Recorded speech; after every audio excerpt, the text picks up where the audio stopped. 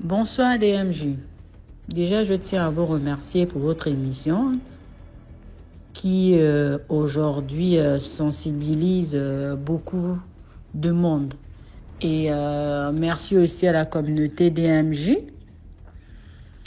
qui vous donne la force de prospérer et d'avancer dans votre émission, qui vous donne beaucoup de courage parce que c'est pas facile aussi ce que vous faites. Donc, aujourd'hui, je veux vous raconter ma propre histoire, mon vécu. Tout commence dans mon jeune âge, quand j'ai 13 ans, où j'ai des visions, où je vois des choses et je disais aux gens ce que je voyais et tout, que ça soit dans des rêves ou pas, il suffisait que je sois avec vous, soit on est en train de jouer, je vous dis j'ai sommeil. Il suffisait juste de poser ma tête quelque part pendant 5 minutes ou 10 minutes et je voyais ça venait comme des flashs. Et je vous disais toujours, et ça arrivait toujours. Et du coup, même avec des amis, ils disaient, mais toi, tu n'es pas normal, tu es une sorcière. Bref. Et du coup, je grandissais avec, jusqu'à ce que j'ai eu un âge un peu adulte, où je connais déjà les hommes et tout, où je fréquente quelqu'un. Du coup, un jour, je vais dans une bijouterie avec une amie qui me demande de l'accompagner. On va dans cette bijouterie, on voit quelqu'un, les clients et tout qui sont là, et il y a un monsieur qui nous dit bonsoir. On répond au bonsoir, il dit, ben, vous êtes belle, hein? On dit merci, il me dit, mais t'es vraiment belle, hein? T'as une belle chaînette sur toi. Tu l'as achetée ici? Je dis non, c'est un cadeau. Il me dit, ah d'accord, elle est vraiment belle, la personne qui te l'a offert vraiment te tenait à cœur. Je dis merci. Et le monsieur demande à ce que on puisse échanger des numéros de téléphone et tout. Il me donne sa carte et puis il me demande de l'appeler. Je dis ok, il nous donne une somme de 50 000 francs. Ma copine et moi, ben, on prend. Et du coup, j'ai pas appelé. C'est 3 jours après. Ma copine me dit, mais est-ce que tu as appelé le monsieur et tout? Je dis, non, je ne l'ai jamais appelé. Il me dit, mais pourquoi et tout? Appelle le monsieur. C'est pas gentil et tout, voilà. J'appelle. Oh, comment tu vas et tout, voilà, et tout. On parle un peu. Il me dit, ah, j'attendais justement ton appel et tout, mais bon, bref. Tu fais quoi ce soir? Je dis, non, je suis là et tout, j'ai rien à faire. Ok, bien, je viens te chercher. On va prendre un pot. Je dis, ok, il est venu me prendre avec ses gardes et tout, son chauffeur. On allait prendre un verre, c'était quelqu'un de la place. Hein. On allait prendre un verre et il m'a raccompagné. Des mois passent, vraiment, il n'y a pas de dire qu'on va faire des rapports ou quoi que ce soit. 6 mois après, le monsieur me dit que le moment est arrivé où, enfin, je peux avoir des rapports avec toi. Je dis, mais comment ça, le moment est arrivé? C'est quoi? Qu'est-ce que tu attendais et tout? Il me dit non, parce qu'en fait, je ne pouvais pas faire l'amour avec toi sans pourtant que j'ai l'accord de ceux qui sont avec moi. Je dis, mais ceux qui sont avec toi, c'est qui? C'est quoi cette affaire de gens? Qui? Tu as des amis? Je ne sais pas trop. Il me dit non, parce que j'attendais l'accord. Et là, maintenant, ils m'ont donné l'accord et tout, de pouvoir sortir avec toi. Je dis, ok, d'accord, bref. Ça, c'est ton problème. On est resté. Et un jour, il m'appelle, il me dit, on va au restaurant. On est allé manger. Après, il me dit, on va aller se reposer. Je dis, ok, d'accord. DMJ m'amène à l'hôtel, dans un hôtel de la place. Je suis gabonaise, hein, dans un hôtel de la place. Et du coup, de là-bas, dans cet hôtel, on rentre, on prend les ascenseurs et tout, on y va. Quand on va, je remarque que dans la chambre, il n'y a pas de miroir. Dans la salle de bain, il n'y a pas de miroir. Je dis, mais attends, toi aussi, chérie, c'est quel genre de chambre ça? Où il n'y a pas de miroir? Je suis quand même une femme, après me laver ou après, j'ai envie de me coiffer, de peigner mes cheveux pour voir si je suis machin et tout. C'est comment tu prends une chambre sans miroir? Il me dit, ah, moi, tout ça, j'ai même pas fait attention et tout. Mais c'est pas bien grave, chérie, le miroir. Moi, je suis déjà ton miroir. Donc, tu veux encore te faire belle pour que je dis, mais non, je peux pas rester dans une chambre et tout. Il n'y a pas de miroir. Il me dit, qu'est-ce que tu veux? Alors, moi, je peux plus changer, j'ai payé et tout. Je dis, ben, c'est ton problème si tu as payé et tout. Moi, je peux pas rester dans cette chambre s'il n'y a pas de miroir. Il me dit, bon, d'accord, c'est pas grave. On va changer d'hôtel alors. On va changer de chambre. Je dis, non, je veux pas rester déjà dans cet hôtel. Parce que moi, je savais que les grandes personnes étaient dans cet hôtel-là. Voilà, ils faisaient n'importe quoi. Et puis, voilà, ils fermaient la bouche aux gens. Je dis, non, je veux pas. Si tu veux, je choisis un autre truc. Ah, Ah, j'ai pris un petit truc, hein, pas, voilà et tout, on y va et tout. Il me dit, ah, ça te va et tout. Je dis oui, on est parti. Il me dit, ben, tu peux aller te laver et après tu viens te mettre à l'aise. Je dis d'accord. Je suis allée à la douche et tout, je me suis lavée, je suis fini de me laver. Le réflexe que j'ai eu, c'est de remettre mon slip et mon t-shirt. Et là, du coup, je viens m'asseoir sur lui. Le monsieur me dit à son tour que lui, il va aller se laver, mais lui, il ne n'aimerait pas que, quand il prend sa douche, que j'aille regarder comment il se lave, que je ne dois pas rentrer dans la douche et dans la salle de bain. Je dis, ah, pourquoi? Il me dit, non, lui, en fait, il n'aime pas. Je dis que, ok, de toutes les façons, va te laver, que je te voie nue dans la salle de bain. De toutes les façons, si on doit faire l'amour, on va se voir nu. Donc, vas-y, c'est pas grave, ça ne me dérange pas. Le monsieur est rentré dans la salle de bain, il a laissé la porte entrouverte. Il se lave, l'eau coule, et il me parle. Il me dit et tout, chérie, mets-toi à l'aise. Allonge-toi sur le lit, déshabille-toi et tout, comme tu es déjà toute nue. Allonge-toi sur le lit, tu écartes les jambes. Je dis, ah, j'écarte les jambes, tu n'es même pas là. C'est comment? Comment ça, je vais laisser les jambes écartées et tout? C'est pas comme si tu étais là et tout, où on est ensemble, tu me touches et tout. Maintenant, j'ai les jambes écartées toute seule comme ça, là. C'est comment? Ça fait bizarre et tout. Il me dit, non, relax, mets-toi bien et tout, j'arrive. Moi, j'aime bien quand j'arrive et tout, je sors de la douche, je vois voilà et tout, c'est plus excitant, c'est plus machin. Il dit, ok, d'accord, en tout cas, je t'attends. Le gars, il est toujours, dans ce temps, il est toujours dans la salle de bain, il est en train de parler. L'eau est en train de couler dans la salle de bain. Ah, Agnambie, c'est comment? Ok. Il fait plus de 30 minutes, il est dans la salle de bain. Il est toujours Après, je comprends le gars, il est en train de chanter. J'essaie de prêter attention, en fait, à ce qu'il dit. J'essaie de vouloir comprendre si c'est en anglais ou en chinois, mais je n'écoute rien. Je mets l'oreille, je dis, mais il est en train de chanter. En quelle langue ou en quelle ethnie, je ne sais pas, mais je comprenais que dalle. Je dis, ok. C'est comme ça que... Il me dit, chérie, allonge-toi. Ah, ok, je m'allonge et tout. Je suis là, je suis allongée. Et du coup, comme moi j'ai une chaînette et tout, voilà, sur moi, mais c'est une chaînette qui m'était laissée par mon grand-père. C'est la tête et la queue. La tête, c'est la tête d'un lion et la queue, c'est la queue d'un serpent. Donc, c'est le médaillon en fait qui est comme ça. Et du coup, la queue de mon médaillon me pique au niveau de la gorge. Une fois, je la ronge en fait. Ça me repique 2 fois. Je dis, mais c'est quoi ça, ça me fait que me piquer? C'est la 3e fois. Après, je sens un truc comme si quelqu'un me poussait du lit. Que lève-toi et tout. Ah, je me lève, je me sens un peu bizarre. Je me sens en fait le cœur palpite et tout. Je dis, mais c'est quoi cette affaire-là que... Ah. Après, le monsieur, il me dit, j'arrive, bébé. Je suis prêt. J'entends le bruit, comme si c'était le bruit d'un serpent. Ah, mais je suis déjà assise en fait. Et j'entends une voix. En fait, je parlais, c'est vraiment, je parlais et j'ai dit au monsieur, vraiment, je ne sais pas ce que tu es en train de faire dans la salle de bain là-bas, mais sache que tout ce que tu es en train de faire là, toutes les méditations que tu es en train de faire dans la salle de bain là, rien ne pourrait m'arriver. Parce que ce que tu fais là, ça va ça va se retourner contre toi. Parce que tu ne sais pas quelles sont les paroles qui ont été dites le jour de ma naissance. Ce que mes parents ont dit le jour de ma naissance, tu ne sais pas. Donc, ce que tu es en train de faire là, parce que ça fait plus d'1 heure que tu es dans la salle de bain. Donc, tes méditations là que tu es en train de faire, vouloir prendre ce que tu as envie de prendre là, tu ne vas rien prendre. Ça va se retourner contre toi. Donc, après, je vous jure que il était toujours dans la salle de bain. J'entends ça. Il ne sort pas. Hein? Il ne sortait pas de la salle de bain toujours. Et là, quand je parlais, il me dit, le seul truc qu'il a eu à dire, c'est que tu me déconcentres. Tu me déconcentres. Et un cœur me dit, va un peu regarder. Je vous jure, DMJ, je regarde parce que la porte, elle était entrouverte. Je vois quelqu'un qui a des glaires sur lui, mais vraiment gluants de chez gluants. Et quand je regarde, au moment où je veux quitter, nos yeux se croisent.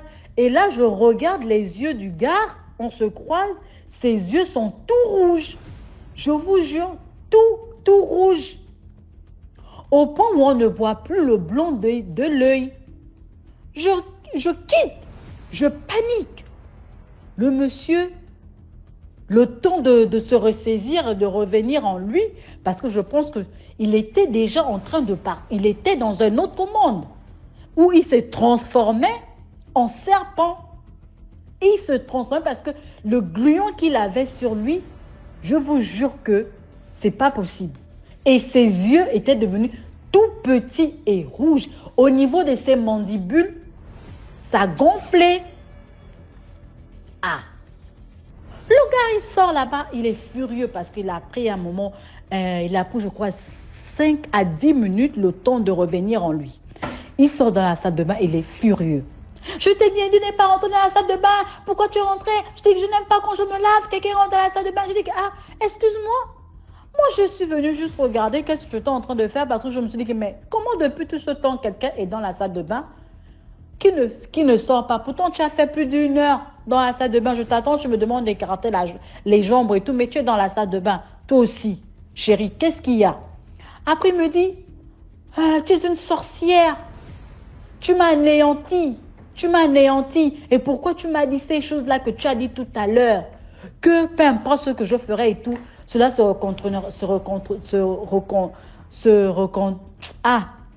retournerait contre moi et tout. Je lui dis, ben, parce que tu ne sais pas ce que mes parents ont eu à dire le jour de ma naissance. Donc tu ne pourrais pas prendre ce que tu as envie de prendre sur moi. On sort ensemble, oui, mais on n'a pas le même sommeil. Il me dit de toutes les façons, moi, comme moi je veux faire l'amour. Je dis, je ne veux pas faire l'amour. Il me dit, bon d'accord, laisse-moi juste frotter mon pénis entre tes fesses et je jouis et c'est bon. J'ai dit non, DMJ. Il me dit, bon d'accord, je te donne 2 millions, je frotte seulement mon pénis entre tes fesses et je te donne les 2 millions. J'ai dit, je ne veux pas. Bon, sur ta cuisse, laisse-moi juste te frotter mon pénis sur tes cuisses et je jouis et ça passe. Je te donne les 2 millions. J'ai dit non. Il me dit, mais qu'est-ce que tu veux?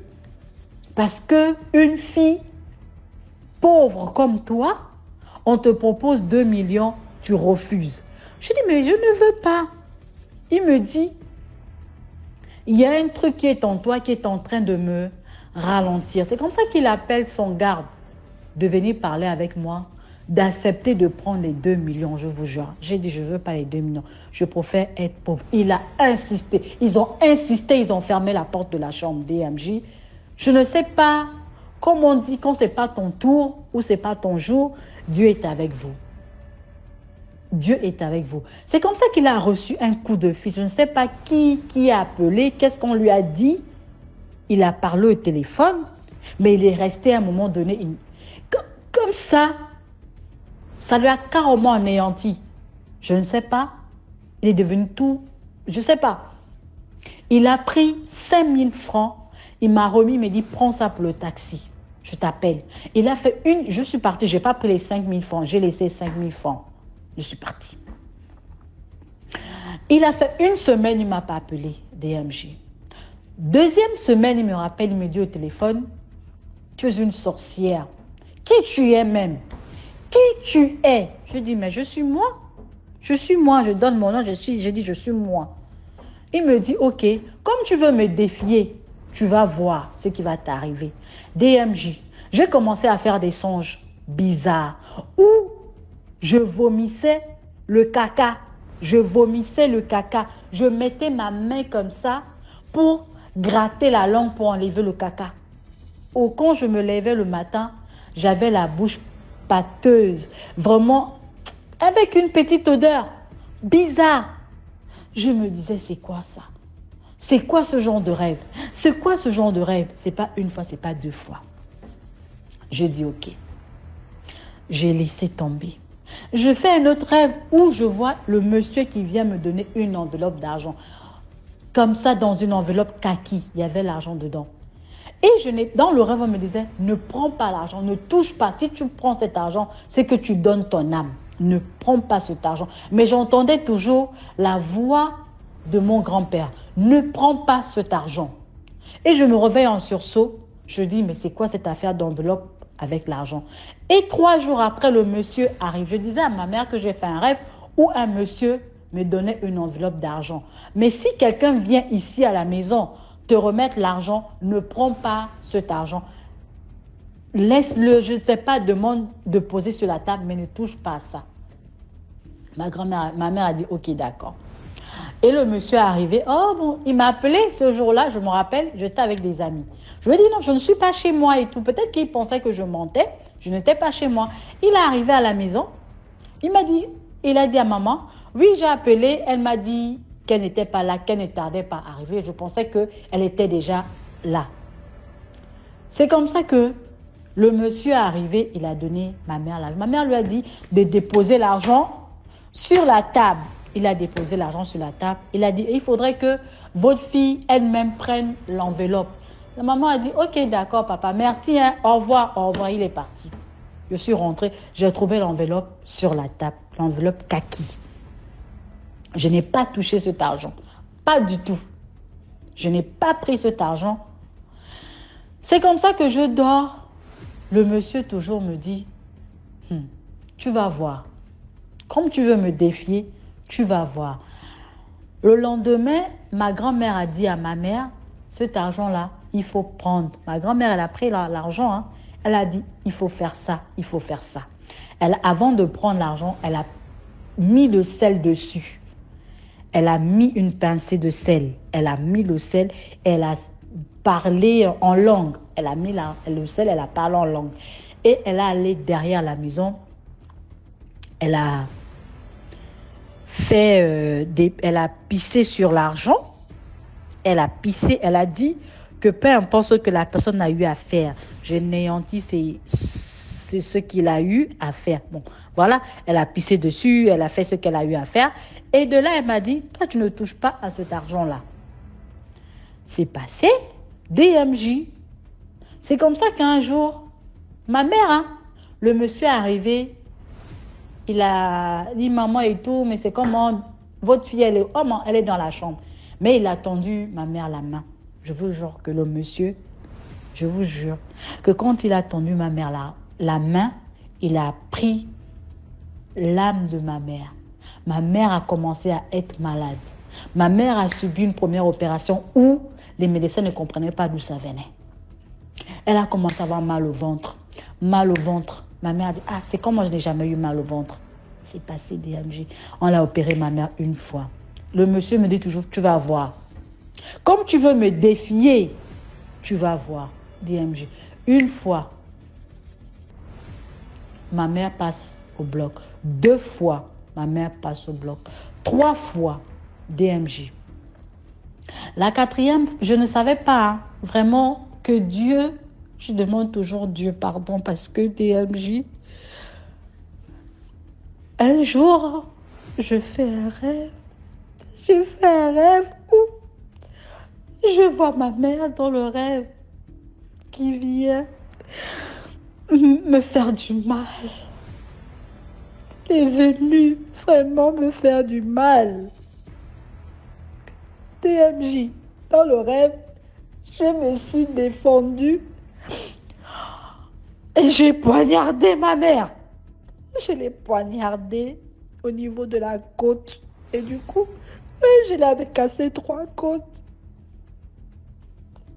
Je lui avais cassé 3 côtes. Parce que la personne que j'ai vue dans le rêve, c'était ma mère. C'était ma mère.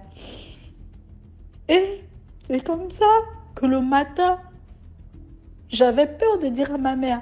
Jusqu'aujourd'hui, je ne lui ai jamais dit. Jamais. Je ne lui ai jamais dit que j'ai fait un rêve où je l'ai poignardé et que je l'avais cassé 3 côtes. J'ai appelé la sœur de ma mère.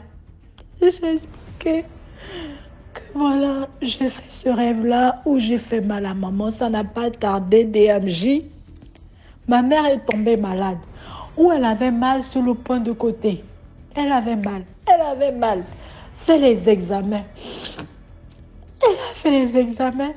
C'est comme ça qu'on lui dit non. Là où vous êtes là, vous ne pouvez plus rentrer chez vous. Vous devez partir.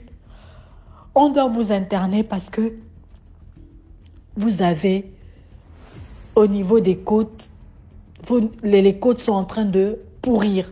Ma mère dit, ah, pourrir, docteur, oui. Ma mère travaille à l'hôpital. Ah, c'est comme ça qu'elle m'appelle. Elle nous appelle parce que, voilà, pour nous dire qu'elle ne peut pas rentrer. Elle doit être internée aussitôt parce que ça ne va pas. Qu'elle doit se faire opérer pour la 4e fois. TMJ. Je suis choquée parce que j'ai fait ce rêve où moi, j'ai cassé la côte de ma mère dans le rêve. Et du coup, on me dit que ma mère, elle a les côtes cassées et c'est en train de pourrir. Il faudrait qu'elle passe au blog. Et quand j'entends cette nouvelle, j'appelle la soeur de ma mère, je l'explique. Elle me regarde d'un air comme si c'était de ma faute si ça sera à l'hôpital. Et de là, je vois le monsieur qui m'appelle, qui me dit, comme tu veux me défier, je vais te prendre la seule personne qui te reste parce que moi j'ai plus de père. Il ne me reste plus que ma mère. DMJ. J'ai dit au monsieur, mais qu'est-ce que tu me veux? Il me dit, je veux ce qui est en toi. C'est cette chose-là que je veux. Cette chose qui te rend forte. Cette chose qui te fait briller. Cette chose que tu as, que tout le monde n'a pas. Je dis, mais qu'est-ce que j'ai? J'ai rien, je suis moi. Il me dit, le serpent qui te rend comme tu es, qui te lèche, qui te fait briller parmi tant de personnes quand tu marches, c'est ce que je veux, ce que tu as. DMJ, j'ai dit, je ne sais même pas de quoi tu parles, je ne sais pas. DMJ. On a programmé ma maman, le médecin est arrivé, c'était dans la nuit, nous on était à la maison. Ils partent, ils emmènent ma mère au bloc. Les anesthésistes et tout, ils endorment ma mère. Ils déshabillent, ils emmènent, ils l'endorment. Arrivés dans la salle, ils ont endormi ma mère. Le médecin, au moment de pouvoir faire son intervention chirurgicale, le chirurgien, il regarde ma mère. Ma mère endormie. Ils l'ont déjà endormie. TMJ, il dit aux infirmières et aux infirmiers qui sont dans la salle que c'est plus possible qu'il puisse faire son opération. Parce que s'il opère ma mère, elle risquerait de rester sur la table. DMJ. Ils emmènent ma mère en salle de réveil. DMJ. Ils attendent qu'elle se réveille, elle se réveille. Le médecin, après, quand elle se réveille, on lui dit non, madame et tout, mais on ne peut pas vous opérer. Mais comme c'était des collègues, parce que ma mère travaillait dans cet hôpital, il dit, ah, on ne peut pas vous opérer, parce que, bon, voilà, si on vous opère, vous allez rester sur la table d'opération. Donc, c'est pas possible. Je vais attendre une autre fois où votre esprit sera plus posé, parce que là, je ne vous sens pas. La mère dit, ok. Elle nous dit le lendemain, parce que nous, on arrive le matin, on se dit, bon, l'opération s'est passée dans la nuit, je vais aller voir ma mère. J'arrive, ma mère me dit que non, elle n'a pas pu être opérée. Parce que si on l'opérait, elle pouvait rester sur la table d'opération. Je dis, ok. Tout abattu que j'étais parce que j'avais pas envie de perdre ma mère, je vous jure que j'avais pas envie. C'est la seule personne qui me reste au monde, malgré que j'ai fait aujourd'hui des enfants, mais vous savez, une maman reste une maman. Et après, je suis rentrée chez moi. J'étais là, j'ai dormi et ce jour-là, je crois que j'avais dormi un peu plus tôt. Autour de 21h, je suis allée dormir. À 23h, minuit, je me réveille. J'avais plus sommeil. J'avais l'habitude d'aller au bord de mer. Je sortais, je prenais le courage parce que je sais pas, c'est le seul endroit où je me sentais bien. Ça m'apaisait. Le silence, le calme, le bruit des vagues. C'est comme si j'étais dans mon monde quand j'étais à la plage. C'est comme si c'était une partie de moi qui se trouvait à cet endroit. Je sais pas, mais je me sentais bien. Je me sentais libérée. Je me sentais, je sais pas comment vous dire, mais c'est le seul endroit où je me sentais bien. Je pouvais avoir un problème d'argent. Je pouvais avoir, peu importe le problème, la difficulté. Mais quand j'allais à la plage à ces heures-là, je me sentais bien. Je n'allais pas à la plage la journée. Et je vous dis que quand j'allais à la plage en journée et que je mettais mes pieds dans l'eau ou dans une rivière, si j'ai un bijou, parce que j'avais aussi une bague au niveau de l'orteil, peu importe le bijou, le seul truc qui ne tombait jamais à l'eau, c'était la chaînette qui m'était laissée par mon grand-père. Mais quand j'avais un bijou quelconque et que je plonge à l'eau, le bijou reste. Même si c'est une gourmette, ça reste à l'eau. Je ne sais pas pourquoi. Et j'avais l'habitude que quand je pars, je passe dans un pont, dans une rivière pour traverser, je jetais toujours des pièces. Si ce n'est pas des pièces, je prends des feuilles et je jette à l'eau. Je ne sais pas pourquoi, mais je le faisais tout le temps. Et c'est pour vous dire que quand je suis allée après ça à la plage, je me suis sentie bien. Je me suis sentie libre. Je suis rentrée, je fais 2 heures à la plage ce jour-là. Je suis rentrée chez moi, j'ai dormi. Comme si rien n'était. Je fais un songe, je vois mon grand-père qui vient me dire, tu sais qui tu es. Va, prends les mains de ta mère et parle à ta mère. Tu sais quand tu dis quelque chose, ça se réalise. Va, parle, parle. Sois concentré, tu verras. Invoque tes esprits, les esprits de vivants. Tes ancêtres, invoque-leur. Invoque tes ancêtres, excusez-moi du français, invoque tes ancêtres et tu verras. Je me suis réveillée, j'ai dit, mais c'est quoi ça? Pourquoi mon grand-père vient me le dire? Je ne suis pas partie le lendemain à l'hôpital. Je vous jure que je ne suis pas partie voir ma mère. J'ai dit à mon grand frère, va-toi, je n'ai pas la force de partir. DMJ. Le monsieur m'appelle au téléphone, il me dit, si c'est moi, ta mère va mourir. Je te dis que ta maman mourra. Si tu veux me défier, tu verras. J'ai dit à la personne que peu importe qui tu es, peu importe ce que tu veux, je ne sais pas qui tu es. Mais sache que avant de prendre ma mère, tu devrais d'abord me passer sur le corps. Et de là, tu pourras atteindre ma mère. Mais tant que moi, je vis, tu ne pourras jamais prendre ma mère. Aucun membre de ma famille, tu ne pourras le prendre parce que moi, c'est moi qui protège toute ma famille. On s'est battu spirituellement avec ce monsieur, que après le lendemain, je suis allée à l'hôpital. J'ai pris les mains de ma mère, comme mon grand-père me l'avait dit dans le rêve. J'ai parlé avec ma mère. Je dis ce que j'ai eu à dire. Je dis, maman, tu rentreras au bloc, tu sortiras du bloc. Mais rien ne va t'arriver, maman. N'aie pas peur. Pose ton esprit. Je n'accepterai pas de te perdre comme j'ai perdu papa. J'ai dit à ma mère. Je vous jure que ma mère est restée à l'hôpital pour attendre qu'elle rentre au bloc, qu'on programme son opération. Elle a dormi, elle a vu quelqu'un qui est venu masser ses côtes,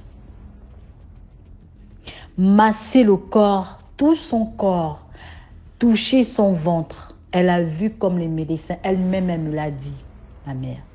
Elle a vu comme les médecins étaient en train de l'opérer.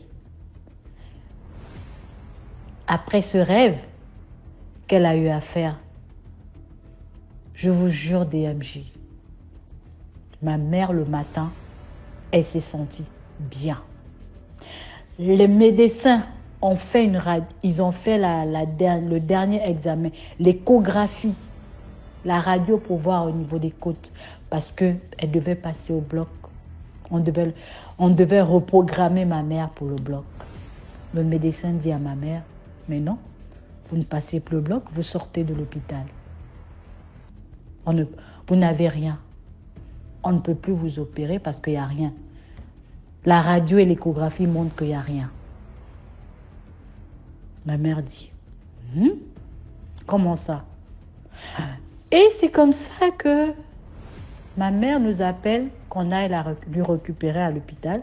Elle dit, c'est là où elle nous dit qu'elle a fait ce rêve, où elle a vu un médecin, mais elle voyait le visage comme si elle connaissait la personne qui était en train de l'opérer dans son rêve. On ne l'a pas opérée, ma mère. Elle est rentrée à la maison. Je vous jure que DMJ, ce monsieur, aujourd'hui où je vous parle, il ne m'a plus jamais appelé. Il n'a plus jamais cherché à me voir. Plus jamais. Je fais juste le rêve où il est venu me dire que tu m'as anéanti. Tu m'as tué. Tu m'as anéanti. Tu m'as tué. Mais remercie la chose que tu as. Sans ça, tu ne devais plus être de ce monde.